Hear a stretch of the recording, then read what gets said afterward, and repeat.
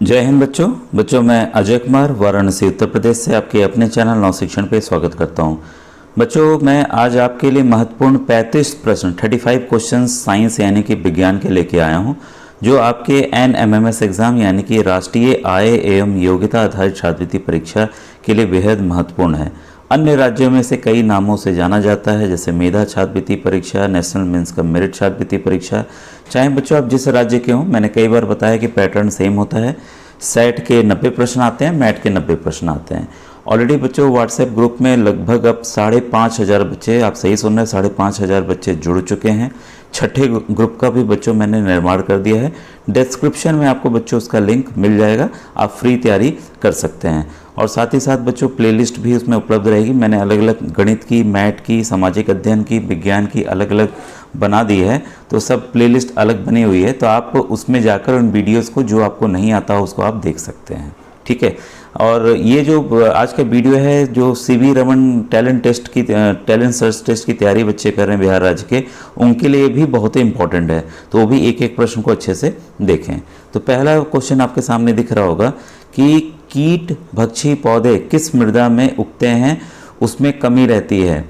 तो जो insectivorous plants होते हैं किस तरह के सॉइल में होते हैं, तो मैग्नीशियम की कमी, कैल्शियम की कमी, नाइट्रोजन की कमी की जल की कमी। तो बच्चों ये है नाइट्रोजन की कमी, जिस भी मृदा में, जिस भी सॉइल में होती है उसमें कीट भक्षी पौधे उगते हैं, और ये कीट भक्षी पौधे जो हैं कीड़े खाते हैं।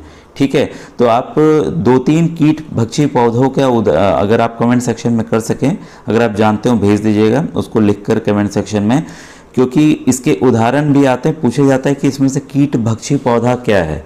तो इसी बहाने आप एक बार गूगल पे सर्च करेंगे तो आपको ये जानकारी भी हो जाएगी। नीला थोथा क्या है, ठीक है, तो copper sulphate, calcium sulphate, iron sulphate की सोडियम सल्फेट, तो ये है बच्चों कॉपर सल्फेट, CuSO4। कई बार फॉर्मूला भी आ जाता है, तो इसको भी आप याद कर लेंगे, कॉपर है और ये सल्फेट है। ठीक है। इसके बाद है अश्रु गैस क्या है, मतलब कि टीयर गैस। आपने देखा होगा भीड़ इकट्ठी होती है तो पुलिस वाले कभी टीयर गैस का इस्तेमाल करते हैं, तो टीयर गैस भी हिंदी में लिख के आ सकता है कि टीयर गैस क्या होती है, तो अश्रु गैस उसे हिंदी में कहते हैं। तो इसका उत्तर है ऑप्शन से आपके सामने अमोनिया, क्लोरीन, हाइड्रोजन कार्बाइड या हाइड्रोजन सल्फाइड। तो बच्चों इसका सही आंसर है अमोनिया। अमोनिया का फॉर्मूला NH3 होता है बच्चों। ठीक है, तो इसको अलग से नोट डाउन कर लीजिएगा। ये पढ़ाई बच्चों जो आप अलग सीख रहे हैं बेकार नहीं जानी है, कक्षा 9-10 सब में काम आने वाला है आपको। ठीक है। इसके बाद है खाने का सोडा। भाई आपने देखा होगा हलवाई वगैरह सोडा डालते हैं उसको अच्छे से पकाने के लिए, फुलाने के लिए।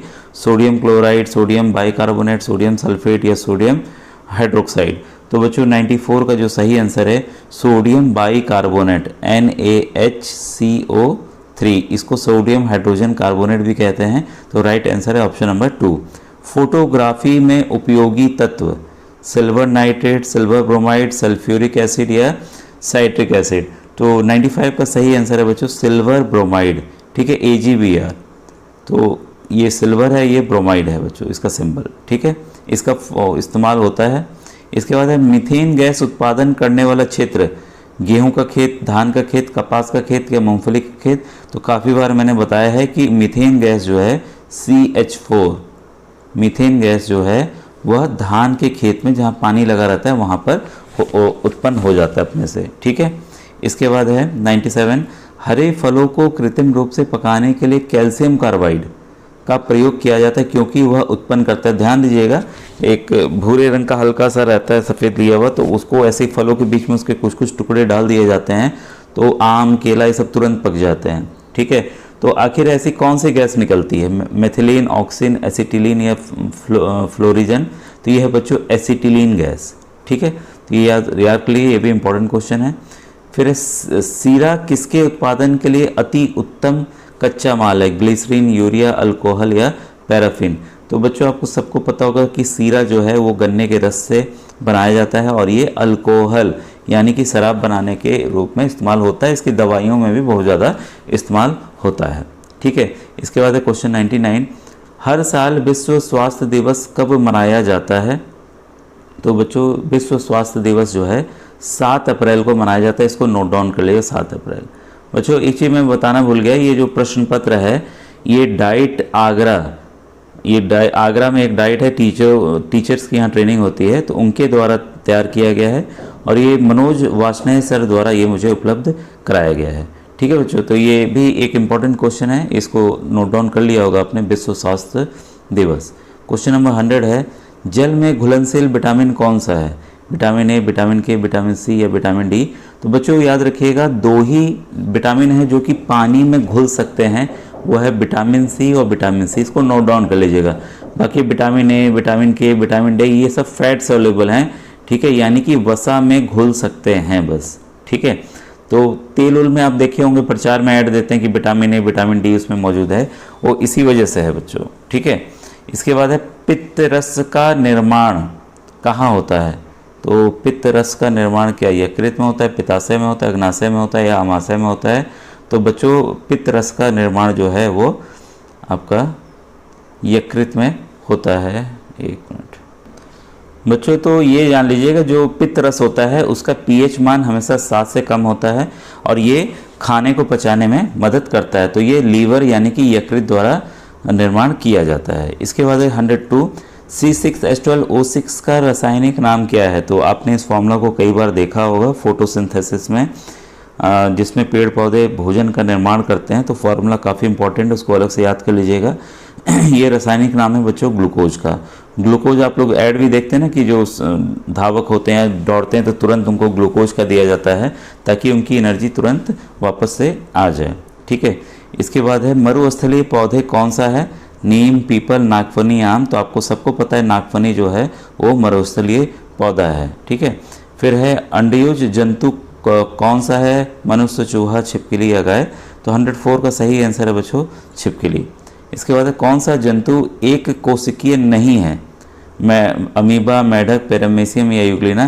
तो बच्चों ये इंपॉर्टेंट क्वेश्चन इसलिए है क्योंकि कई बार आता है उदाहरण कि एक कोशिकीय इसमें से कौन सा है। ये 3 आप जरूर याद रखिएगा। ठीक है, अमीबा, पैरामीशियम और यूग्लिना। इसमें मेढक जो है वो एक कोशिकीय नहीं है। ठीक है, लेकिन ये ज़्यादा इंपॉर्टेंट है कि कौन कौन से हैं, तो इसको आप अलग से जरूर कॉपी में नोट डाउन कर लीजिएगा। ठीक है, तो 105 का आंसर नंबर 2 सही है। मूल रोम किस में पाया जाता है? तना, पत्ती, जड़ और पुष्प। ये बच्चों जड़ों में पाया जाता है जो पानी को अवशोषित करता है, पानी को सोख के ऊपर भेजता है। 107 है, कौन सा अंग ज्ञानेंद्रिय नहीं है? ठीक है, दांत, नाक, जीभ, त्वचा है। तो तीनों भाई इससे हम कुछ ना कुछ महसूस करते हैं, फील करते हैं, दांत से नहीं करते हैं। ठीक है, तो 107 का है बच्चों ऑप्शन नंबर 1। आहार नाल का अंग नहीं है? ग्रसनी, आमाशय, गुर्दा या बड़ियाद? तो बच्चों इसका सही आंसर है गुर्दा। ठीक है, घेंघा रोग किस तत्व की? काफ़ी बार मैंने बताया हुआ है, आपने भी उत्तर दिया हुआ है आयोडीन। विद्युत धारा का मात्रक क्या होता है? हाँ ये अलग है, एम्पियर, किलोग्राम, मीटर और सेकंड। तो ये है बच्चों इसका आंसर है एम्पियर। एम्पियर को ए से बच्चों डिनोट करते हैं, तो इसको याद रखिएगा। कुछ सवाल बच्चों देखिए रिपीट हो जाते हैं, तो रिपीट का फ़ायदा ये है कि वो हमारे फिर से हमारे सामने स्मरण शक्ति में आते हैं, तो परमानेंट मेमोरी में चले जाते हैं। अगर आप ये सवाल देखेंगे आप गलती कभी करेंगे ही नहीं। ठीक है, तो कुछ रिपीटेड सवाल हैं, तो उससे आप परेशान मत होइएगा, तुरंत वीडियो को हल्का सा स्किप कर दीजिएगा। द्रवों का आयतन किससे मापते हैं? ग्राम से, मीटर से, लीटर से, सेंटीमीटर से? तो मात्रक वाला एक मैंने वीडियो बनाया हुआ अलग से, उसको आप देख लीजिएगा। तो द्रव को बच्चों लीटर में नापते हैं, एल। ठीक है, इसके बाद है क्लोरीन का परमाणु क्रमांक क्या है?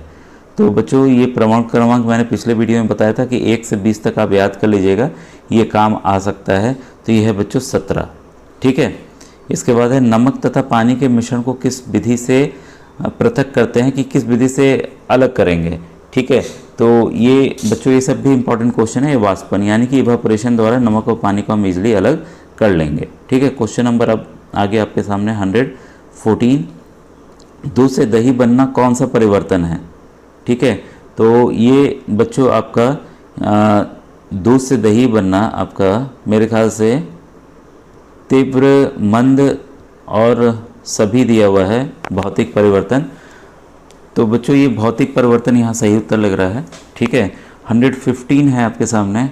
ये बच्चों 114 कहाँ देखते हैं, इसमें थोड़ा कन्फ्यूज़न है, मैं नेक्स्ट वीडियो में इसको क्लियर करता हूँ। ऑप्शंस थोड़े से मुझे वो लग रहे हैं। 115 है, गीला कचरा को किस रंग से कूड़ेदान में डालते हैं? अगर बच्चों ये 14 का आपको एग्जैक्ट आंसर पता हो तो कमेंट सेक्शन में लिखिएगा। ठीक है, क्योंकि केमिकली में मैं सोच रहा हूँ कि केमिकल परिवर्तन यहाँ क्यों नहीं दिया है। ठीक है, गीला कचरा को किस अंग के कूड़ेदान में डालते हैं? तो 115 का सही आंसर है बच्चों हरे रंग में। मस्तिष्क की जांच करने वाली मशीन को क्या कहते हैं? 106 का है बच्चों स्कैनर। इसके बाद है कार्डियोग्राफ से हार्ट का करते हैं बच्चों, अल्ट्रासाउंड से पेट और कई जगह के अल्ट्रासाउंड्स किए जाते हैं अब तो।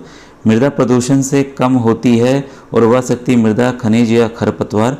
तो 117 का सही आंसर बच्चों उर्वरा शक्ति। फिर इसके बाद टेलीफोन की लाइन की सहायता से जुड़े कंप्यूटर के नेटवर्क को क्या कहते हैं? तो 118 का बच्चों सही आंसर है इंटरनेट। पदार्थ की किस अवस्था में आकार और आयतन दोनों अनिश्चित होते हैं? तो ये आपको पता होगा बच्चों गैस। ठीक है। इसके बाद ताप मापने में प्रयुक्त होने वाला यंत्र कौन सा है? तो बच्चों सबको पता है हम थर्मामीटर से नापते हैं, तो सही आंसर है 2। उष्मा एक प्रकार का क्या है? तो उष्मा एक प्रकार की बच्चों आपकी ऊर्जा है। ठीक है। इसके बाद है स्वस्थ मनुष्य में कितना होता है? तो 98.6 डिग्री फ़ारेनहाइट होता है बच्चों। ठीक है। और 37 डिग्री सेंटीग्रेड भी इसको आप याद कर सकते हैं सेल्सियस में। ठीक है। एक कैलोरी में कितने जूल होते हैं? तो ये इंपॉर्टेंट क्वेश्चन है। ठीक है।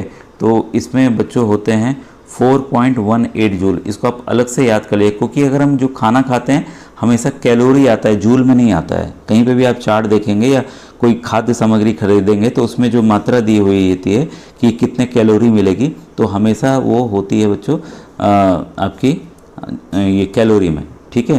तो 123 का सही आंसर हो गया आपका 4.18। इसको आप जरूर नोट डाउन कर लीजिएगा, वेरी इंपॉर्टेंट है। ठीक है। चूने का पानी का रासायनिक सूत्र क्या है?